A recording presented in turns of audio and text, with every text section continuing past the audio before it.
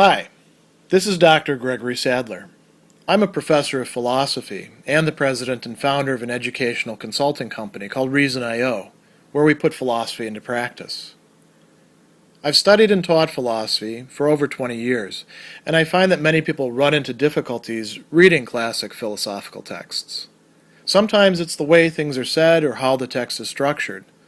But the concepts themselves are not always that complicated, and that's where I come in. To help students and lifelong learners, I've been producing longer lecture videos and posting them to YouTube. Many viewers say they find them useful. What you're currently watching is part of a new series of shorter videos, each of them focused on one core concept from an important philosophical text. I hope you find it useful as well. In Chapter 7, Aristotle is going to introduce a really important distinction that's going to run through much of the rest of the work, and so it's pretty important to get it down. Interestingly, it is one that I think there's probably just as many people easily confused about this in our present day as there were back in Aristotle's time.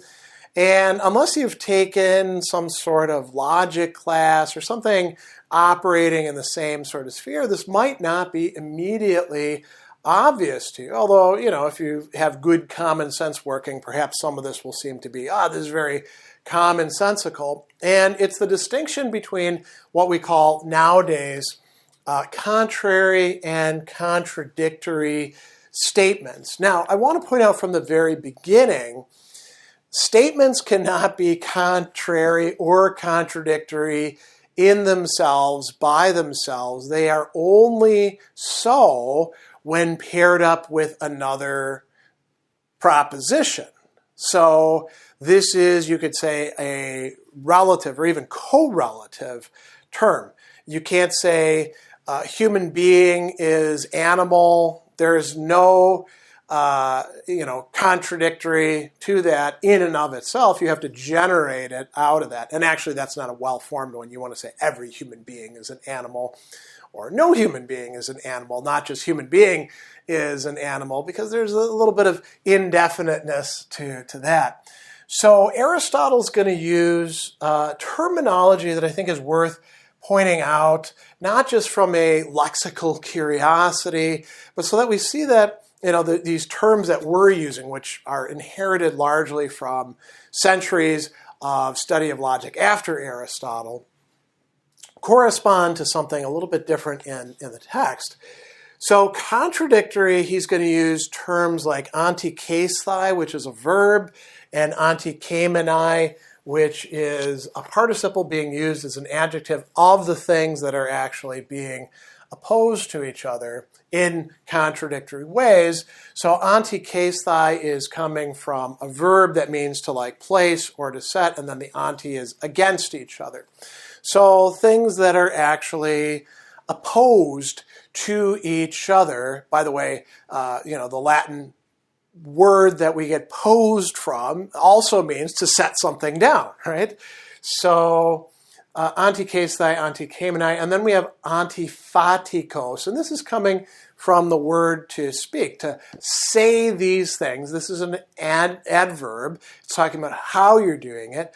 You are speaking of them as opposed to each other. So that's contradiction. That's a very strong type of opposition. Then we have contraries, and this is a more generic term.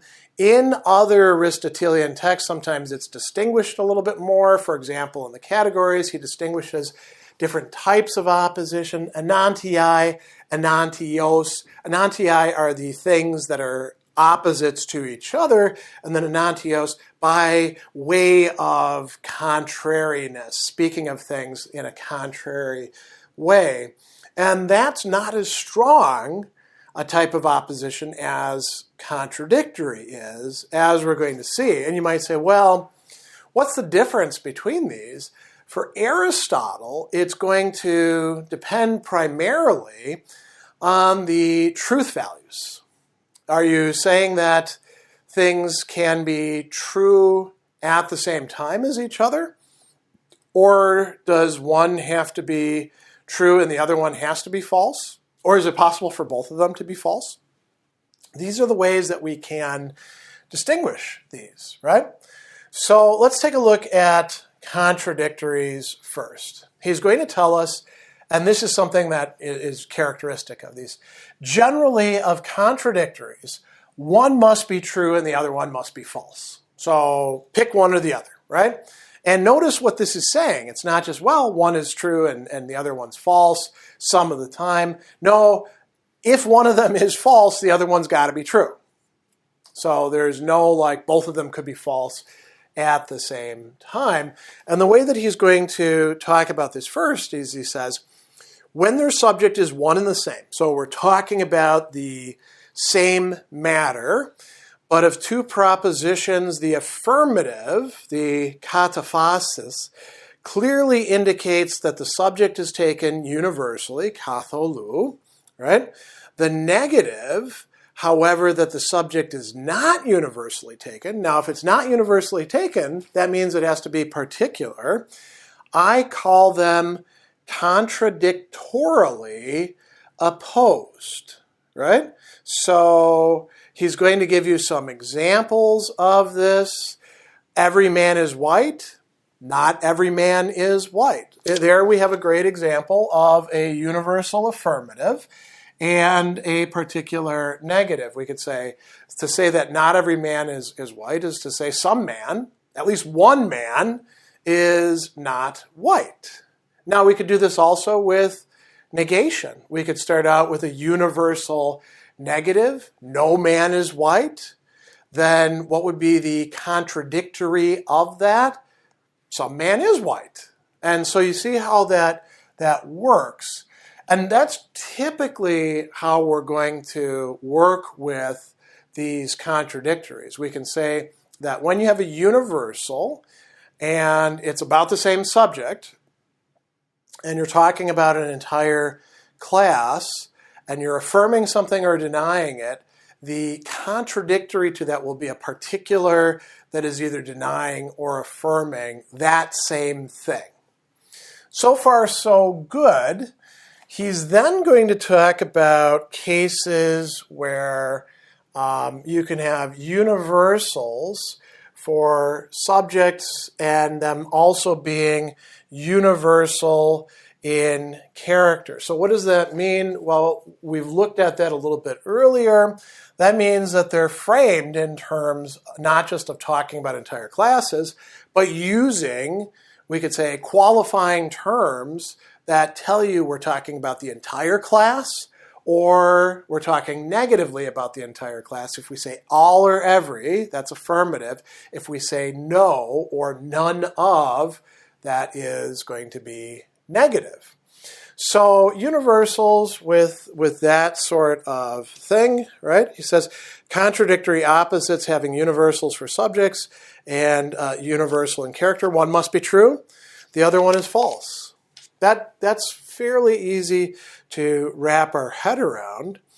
He says this also holds true of propositions with singular terms for their subjects. For example, Socrates is white and Socrates is not white, right? And then he says, when the two propositions are not universal in character, but about universals, we don't always find it the case that that of these, one is true, the other false. And he says, we can state very truly, man is and man is not white. But what we're actually doing there is we're playing a little bit of sleight of hand.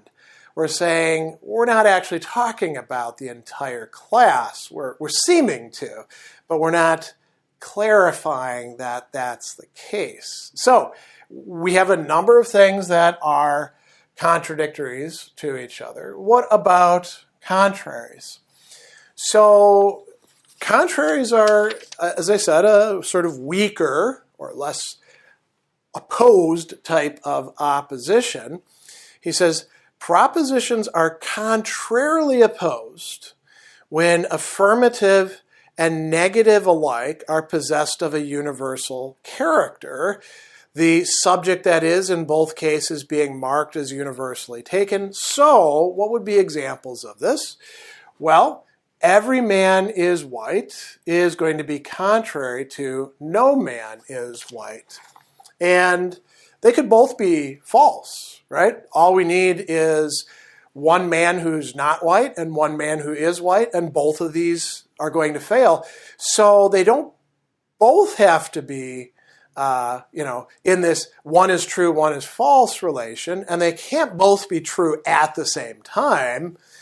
Every man is white, no man is white, every man is just, no man is just. They can't be true at the same time, but they could both be false at the same time, right? That is a possibility. And so he's saying every man is white or is just is the contrary, not the contradictory of no man is white or is just. So he says, in the case of such contraries, we see that not both can be true at the same time, but we get something kind of interesting with this. Can we make, here's where it gets a little bit more complicated, contradictories to the two contraries? Yes, we can, by doing exactly this. So when we have the universal affirmative, every man will use just instead. Every man is just. What is the contradictory of that? There is a person, a man, or some man is not just. Okay, so far so good. What about the other side of the contrary? No man is just. What would be the contradictory of that? Some man is just. Can you have some man is just and some man is not just true at the same time? Well, yes, of course, because Socrates could be just and Callias could be unjust, and they're both members of the group or class or whatever you want to call it that we call human being or man, anthropos. So those contradictories could be true. And you might say, whoa, wait a second, didn't we say that contradictories, one of them has to be true and one has to be false? Yes, but notice they're not contradictory to each other. We're talking about them as being contradictories to two universal statements that are contraries to each other, right? And he says, contradictory opposites that do have universals for subjects, one must be true, the other false, and we go on from there. And so he's calling attention to the fact that we need to be quite careful about the way that we're using language and specifying things like every, all, none, some, all of those sorts of qualifying terms. And so then he brings this to a close by saying, to sum up the foregoing statements, we showed a single negation as opposed to a single affirmation in the manner we called contradictory, and we explained what these are. From the class of contradictory propositions, we distinguished the contrary, explaining what those are. And we've proved of two opposites that it's not always the case that one must be true and one false, and we set forth the reasons for this and explain the conditions in which one is false if the other is true. So we've got two different types of opposition. As I mentioned, it's important to get this distinction down because it is going to show up over and over again throughout the rest of the work in very, very important ways.